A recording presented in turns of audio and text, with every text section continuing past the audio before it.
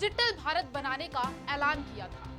वहीं उनके कार्यकाल के 8 साल पूरे हो चुके हैं। पहले कार्यकाल के 5 साल और दूसरे कार्यकाल के 3 साल इसमें शामिल हैं। बतौर भारत के प्रधानमंत्री नरेंद्र मोदी के कार्यकाल की शुरुआत 26 मई 2014 को हुई थी। इन 8 सालों में उन्होंने भारत को डिजिटल इकोनॉमी बनाने के लिए कई कदम उठाए हैं। मसलन डिजिटल रुपया, यूपीआई, आयुष्मान भारत जैसी कई योजनाओं का ऐलान उन्होंने इन 8 सालों में किया है। ये सभी योजनाएं किसी न किसी तरीके के डिजिटल इंडिया का हिस्सा है।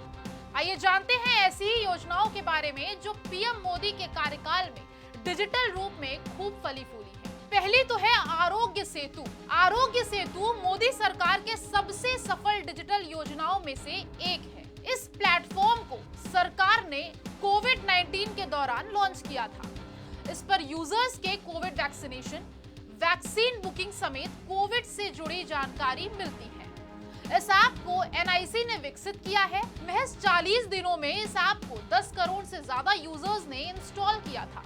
ये एक सरकारी प्लेटफॉर्म है जिससे गवर्नेंस और पॉलिसी को लेकर आइडिया और इनपुट शेयर किया जाता है। इसे सरकार और नागरिकों के बीच संबंध स्थापित करने के लिए लॉन्च किया गया है। अब आते हैं उमंग ऐप पर। उमंग ऐप एक ऑल इन वन सॉल्यूशन है। इस पर आपको सरकार के कई डिजिटल सेवाओं का एक्सेस मिलता है। यहाँ पर आप Aadhaar, DigiLocker, Bharat bill payment system, PAN EPFO service, PMKVY service समेत कई सुविधाओं का इस्तेमाल कर सकते हैं।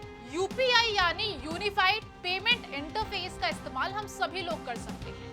भारत में आप चाहे कोई सा भी डिजिटल पेमेंट ऐप यूज करते हो, ये सभी यूपीआई पर ही बेस्ड है। भारत ही नहीं, ये सर्विस विदेशों में भी चलती है। इसे भारत के साथ साथ Bhutan, Nepal, Malaysia, Singapore, UAE में भी लॉन्च किया जा चुका है। डिजिटल रुपया का ऐलान सरकार ने इस साल किया है। ये भारतीय करेंसी का एक डिजिटल फॉर्म है जिसका इस्तेमाल कॉन्ट्रैक्टलेस ट्रांजैक्शन के लिए किया जा सकेगा। यूनियन बजट 2022 में सरकार ने इसका ऐलान किया है। अब आते हैं ई साइन। ई साइन फ्रेमवर्क की मदद से कोई भी नागरिक आधार ऑथेंटिकेशन की मदद से डिजिटल साइन कर सकते हैं। ट्रेन टिकट बुकिंग की बढ़ती डिमांड को देखते हुए सरकार ने इस ऐप को लॉन्च किया है। ये ज्यादा यूजर फ्रेंडली और फास्ट एप्लीकेशन है जिसकी मदद से आप आसानी से ट्रेन टिकट बुक कर सकते हैं। अब आते हैं ई ट्रेड पर। ई ट्रेड भी मोदी सरकार की ओर से उठाया गया एक डिजिटल कदम है।